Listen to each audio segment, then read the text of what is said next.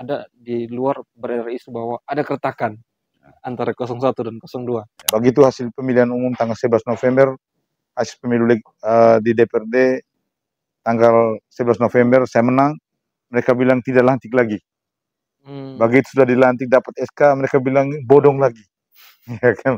Diprediksi ini akan menjadi Erik Awaludin PSI ketuanya. Itu seserius apa itu? Ya, jadi dengan hitungan-hitungan yang ada, saya optimis saya bisa menang pilkada 2024. Pak Wakil, kita baru selesai momen politik pileg.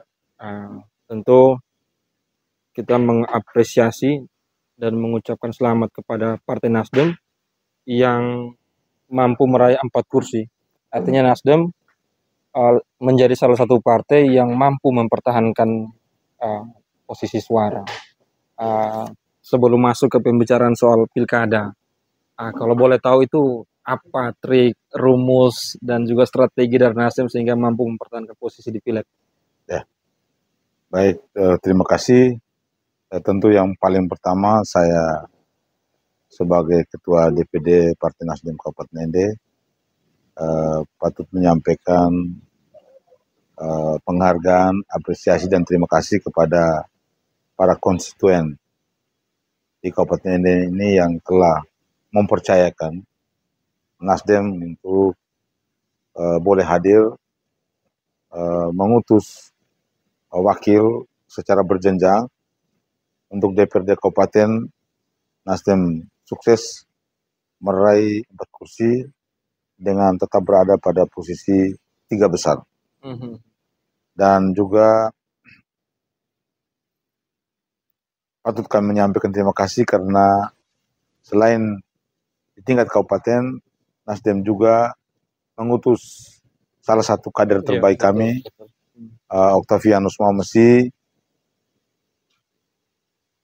menjadi anggota DPRD Provinsi Nusa Tenggara Timur. Dan juga Nasdem berkontribusi untuk menentukan salah satu kader terbaik kami, Ibu Juli Sutrisno Leskodat, menjadi anggota DPR RI. Dan untuk diketahui, pemilu kali ini memang pemilu yang menurut saya pemilu yang paling sulit. Sangat sulit, sulit sekali untuk kita mencari suara, dan suara yang ada dengan tingkat partisipasi politik masyarakat yang tidak terlalu tinggi, tetapi dalam kesulitan itu kami bisa mengutus 6 orang, 4 orang anggota DPRD Kabupaten dengan tetap menjadi salah satu pimpinan DPRD, lalu kemudian DPRD Provinsi, salah satu anggota fraksi kami, DPRD Kabupaten, terpilih menjadi anggota DPRD Provinsi, dan satu lagi kader kebanggaan kami, Ibu Juli Sutrisno Leskodat, kembali terpilih untuk periode kedua menjadi anggota DPR RI. Ini satu pekerjaan yang sangat besar, sangat berat, dan secara khusus tentu saya memberikan apresiasi untuk para kader saya sendiri, para caleg, para kader partai, para simpatisan yang telah memilih Partai Nasdem dalam pemilu legislatif yang baru lalu. Pak Wakil, itu ada trik-trik khusus tidak? Kalau bisa bagi-bagi jurus-jurus lah. Ya, tentu pertama sistem rekrutmen kami. Kami merekrut secara terbuka untuk umum, untuk masyarakat Kabupaten Ende yang mau maju ikut dalam kontestasi pemilu legislatif. Kami lakukan sistem rekrutmen dengan terbuka. Jadi kita memberikan ruang seluas-luasnya, sebebas-bebasnya kepada seluruh masyarakat yang mau berpartisipasi, mau menjadi calon anggota DPRD. Dan kami lakukan seleksi secara cermat, seleksi secara ketat, dengan mempertimbangkan sekian aspek. Yang paling penting adalah aspek sumber daya manusia, yang kedua soal kredibilitasnya, yang ketiga soal kualitasnya, yang keempat soal akseptabilitasnya. Bagaimana keberterimaan? Keberterimaan ini menjadi salah satu pertimbangan penting dalam menentukan daftar calon dari Nasdem. Dan dengan mekanisme ini kami telah terbukti secara berturut-turut, kami telah mempertahankan posisi 3 besar di pemilu legislatif secara berturut-turut. 3 kali ikut pemilihan umum, kita 3 kali kita termasuk menang. Luar biasa. Lalu ini yang menarik juga Pak Wakil, salah satu anggota DPR RI yang paling aktif membantu masyarakat melakukan kunjungan Ibu Juli. Ya. Kita lihat sendiri, apalagi kalau soal pariwisata, soal tenun, soal anak muda, itu kan Ibu Juli sangat-sangat memberi perhatian khusus terhadap ND. Ya. Waktu pileg kemarin, apakah apa yang Pak Wakil dapati soal aspirasi masyarakat, dan juga bagaimana dengan cara-cara ataupun perhatian-perhatian Ibu Juli terhadap masyarakat, apakah itu berdampak di pileg atau? Kalau saya katakan pemilu kali ini paling sulit, karena di beberapa tempat yang Ibu Juli bantu itu justru kalah. Ya. Di beberapa tempat yang Ibu Juli bantu masih ada suara dan cukup signifikan di beberapa tempat. Ya, tapi jujur saja pemilu kali ini memang masyarakat kita secara politik tidak mempertimbangkan apa yang sudah mereka lihat, apa yang sudah mereka rasakan. Perhatian. Ya, perhatian. Di beberapa tempat itu justru Ibu Juli kalah di situ. Dan kami tetap melakukan konsolidasi di basis-basis baru, dan justru di situ yang suara Ibu Juli cukup banyak. Ya, tetapi di beberapa tempat yang tercatat ada bantuan-bantuan itu suaranya tidak signifikan, tidak signifikan. Bahkan sampai ke saya masih ingat ada festival pariwisata, kemudian festival kalau saya tidak salah itu melibatkan anak muda terkait dengan tenun. Itu beliau sangat, tapi itu ternyata tidak signifikan. Dan masyarakat kita masih pada mental take and give di saat itu. Transaksional. Jadi untuk hari ini harus kita akui bahwa memberikan bantuan di saat itu, besoknya orang datang lagi, menjelang pemilu datang 100.000 orang pilih itu. Ya. Yang kemarin-kemarin itu sudah lupa.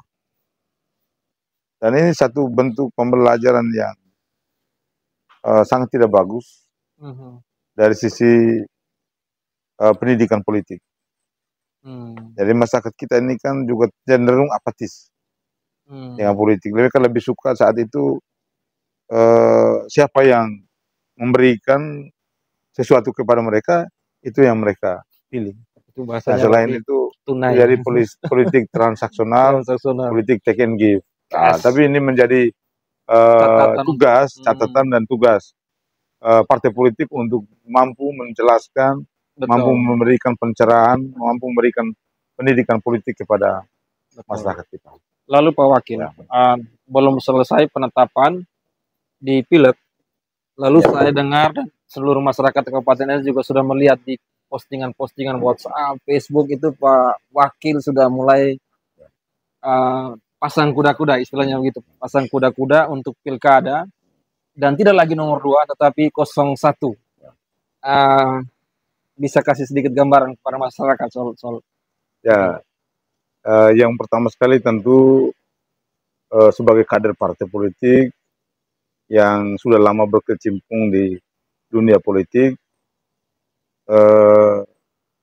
saya telah menghitung saya telah mencermati apa yang harus saya lakukan.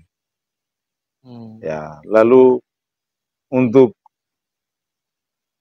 memastikan apakah saya maju menjadi wakil bupati atau bupati, saya sudah menghitung secara cermat dan hitungan saya secara maksimal sudah saya hitung.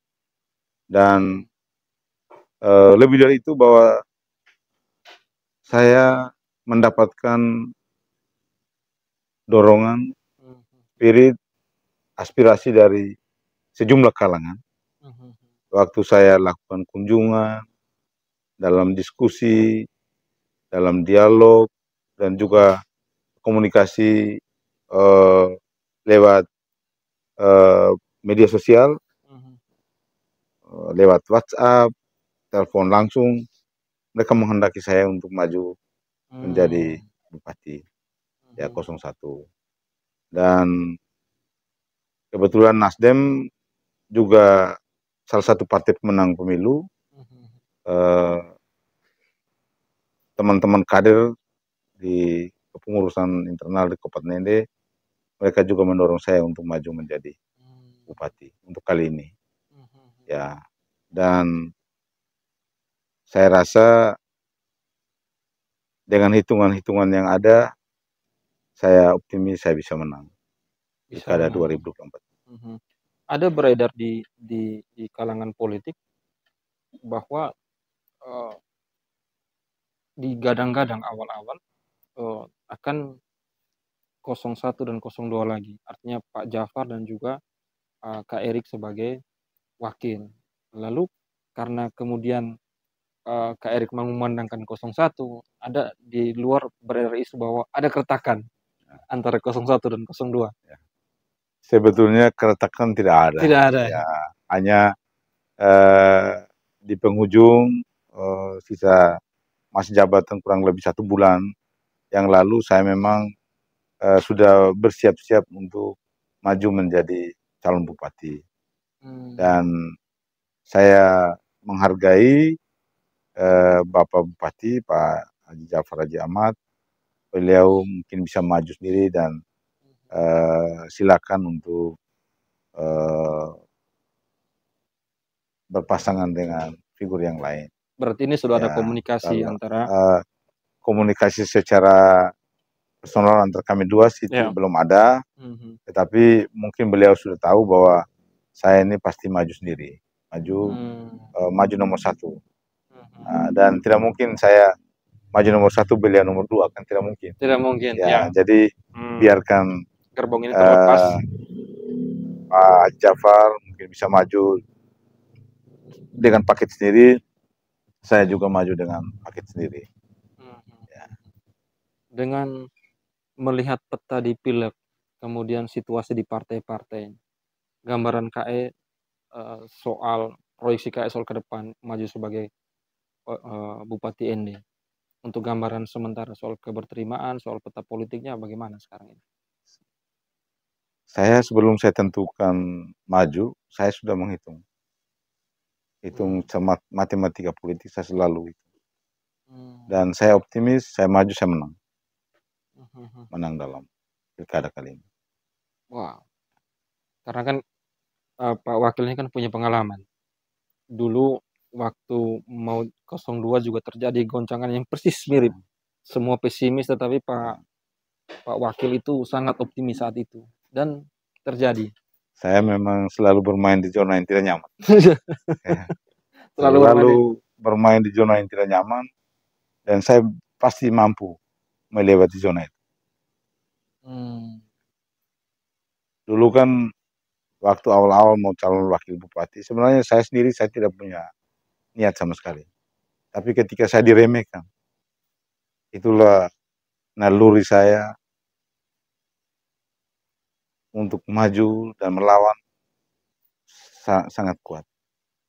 Karena saya ketika orang meremehkan, disitulah saya punya naluri, saya punya semangat akan muncul, saya punya keberanian akan muncul. Ya, itu paling pertama karena orang menyatakan bahwa dia tidak bisa calon wakil bupati ia tidak bisa calon wakil bupati. Begitu sudah calon, sudah ditetapkan menjadi calon, persis. mereka bilang dia itu kalah. Ya, begitu hasil pemilihan umum tanggal 11 November, hasil pemilu di DPRD tanggal 11 November saya menang, mereka bilang tidak lantik lagi. Begitu sudah dilantik dapat SK, mereka bilang bodong lagi.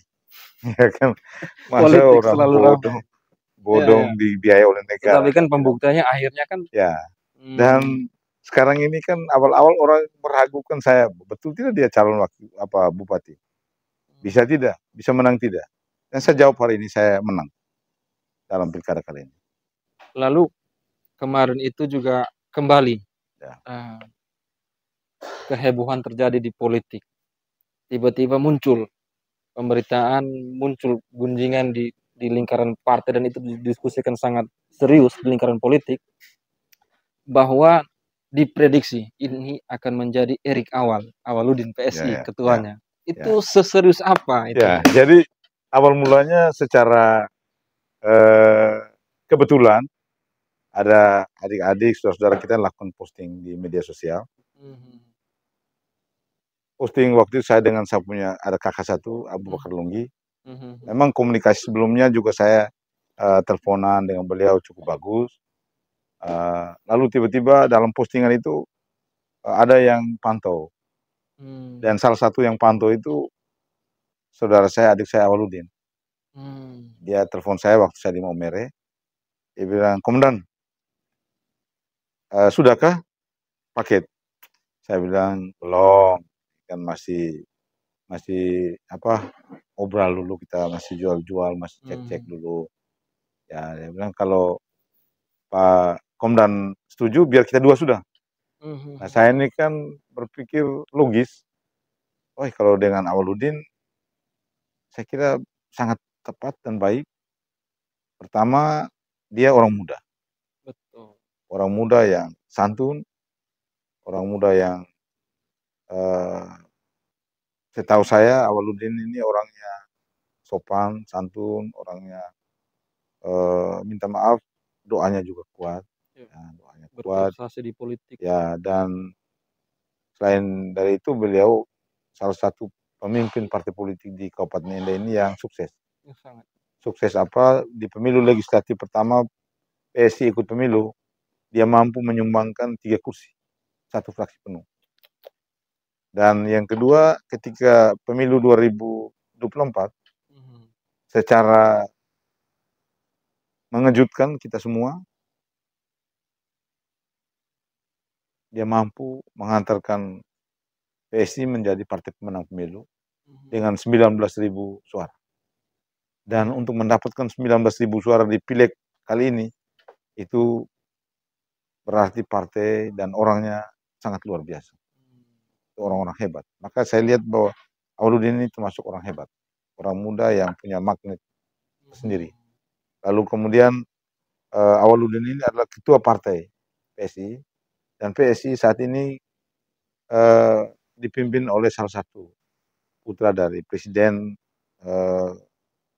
yang sangat disegani, yang sangat dihormati dan dicintai oleh masyarakat Indonesia. Dan saat yang bersamaan juga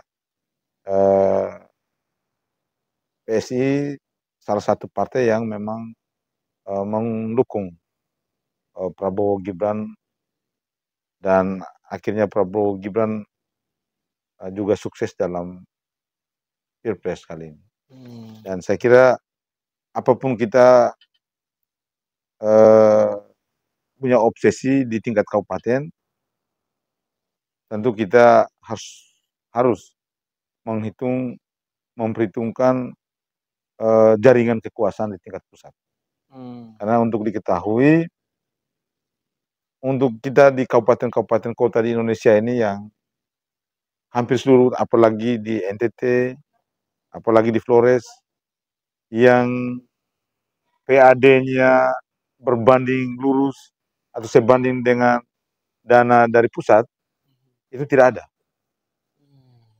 Ya, di NTT ini PAD yang bagus sekali, yang paling tinggi itu hanya di beberapa kabupaten.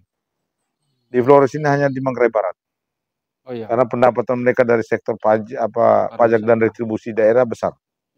Tapi kalau kita ini PAD-nya yang kita targetkan berkali-kali bertahun-tahun hanya 100 miliar, itu tidak mampu Tidak sampai. melampaui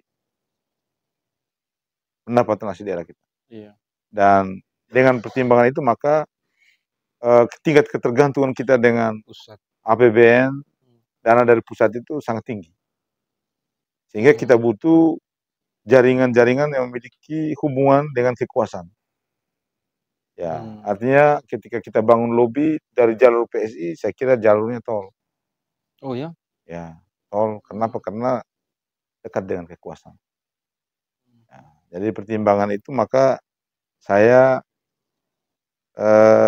selain pertimbangan-pertimbangan tadi, pertimbangan milenial menjadi salah satu pertimbangan Oh yang iya, fenomena paripurna. Pilpres kemarin kan juga ramai. Saya memutuskan untuk bangun komunikasi dengan Awaludin, dan hasil komunikasi kami untuk kesekian kalinya kami bersepakat untuk maju bersama Oh, dalam. sudah sepakat?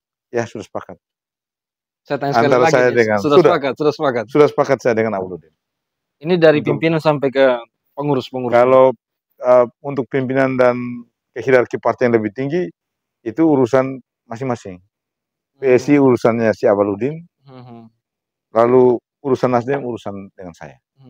Tapi 2 partai untuk tingkat kabupaten sudah clear? Kabupaten kami sudah bertemu. Oh, sudah. Ya, sudah bertemu, hanya dengan struktur partainya itu urusan masing-masing. Karena bagaimanapun Awaludin juga penentu di PSI dan saya juga penentu di Nasdem untuk di tingkat kabupaten. Secara hierarki saya tentu bangun komunikasi dengan tingkat DPW dan juga DPP. Dan Nasdem secara nasional mempertimbangkan kader sendiri itu menjadi pertimbangan paling utama.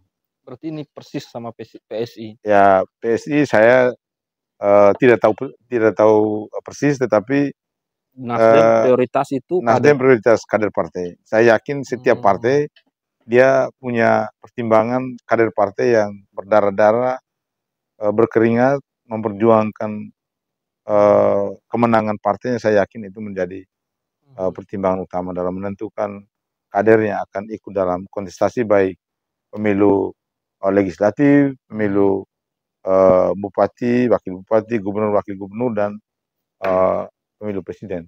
Kadang kan sering terjadi prestasi kader, terus karir kader, terus jasa kader itu kalah kalau misalkan hasil surveinya di bawah.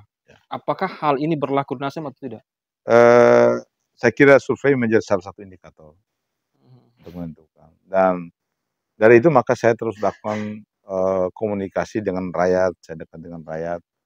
Saya ingin menyampaikan bahwa saya mau maju calon bupati, dan dari komunikasi yang ada langsung dengan rakyat, saya berkeyakinan survei oleh lembaga manapun saya tetap menjadi pemenang dan diperhitungkan. Sehingga hasil survei saya juga optimis, saya juga bisa mendapatkan hasil survei yang menggembirakan.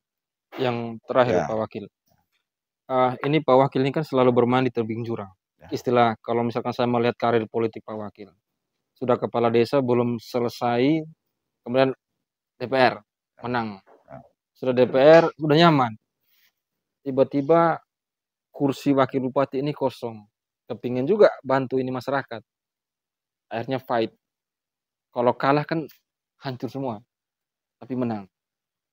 Begitupun hari ini, kalau mau aman saja dengan kembali dengan 01, tetapi bendera berkibar lagi. Yang terakhir dari saya Pak Wakil, apa yang terjadi di karir politik Pak Wakil ini? Apa yang membuat Pak Wakil tuh daya tempurnya tuh kayak wow?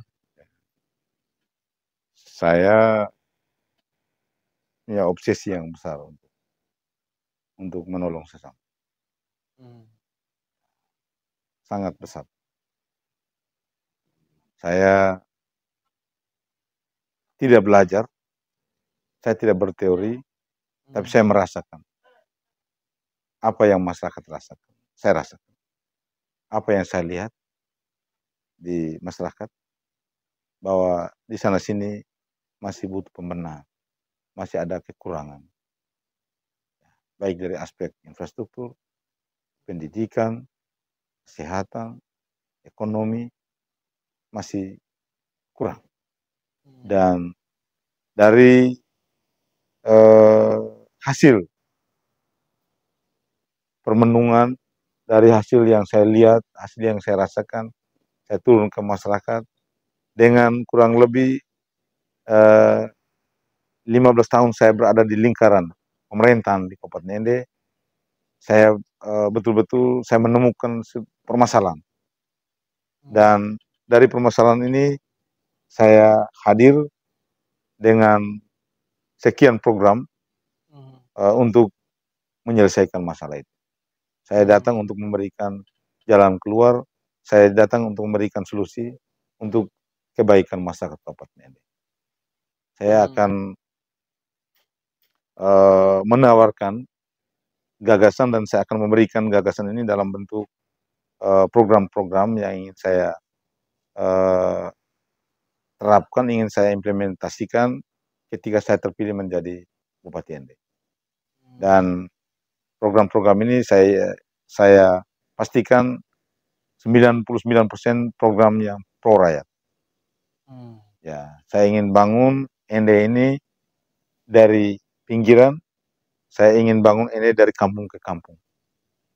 Ya, saya mau Ende ini menjadi kota yang modern, kota yang berkembang, kota yang maju. Ya, dengan program strategis yang ingin saya implementasikan ketika saya menjadi bupati. Saya akan tawarkan gagasan-gagasan dalam bentuk 7 program strategis menuju Ende makmur dan sejahtera. Itu obsesi. Ya, ini obsesi saya. Sehingga bendera ini dan saya punya program sudah ada. Ya, kalau orang bertanya-tanya, orang pesimis dengan jaringan yang saya miliki, bahwa Erik tidak punya jaringan di Jakarta, saya bilang itu salah. Karena yang berkuasa saat ini di Indonesia ini 90 sekian persen itu ada di kelompok Cipayung. Dan saya bagian dari sejarah Cipayung itu sendiri. Rata-rata anak aktivis Cipayung. Ya, ada alumni HMI, ada alumni GMNI, GMKI, ada alumni PMP di situ. Petempur semua itu. Ya, ini saya yakin jaringan ini akan terbentuk dengan sendirinya ketika saya mendapatkan kekuasaan untuk memimpin rakyat Kabupaten. Siap, Pak Wakil. Terima kasih banyak Pak Wakil atas kesempatannya menerima kami di sini. Selamat berjuang Pak Wakil. Kami doakan Pak Wakil bisa memenuhi obsesinya, bisa memenangkan pilkada kali ini.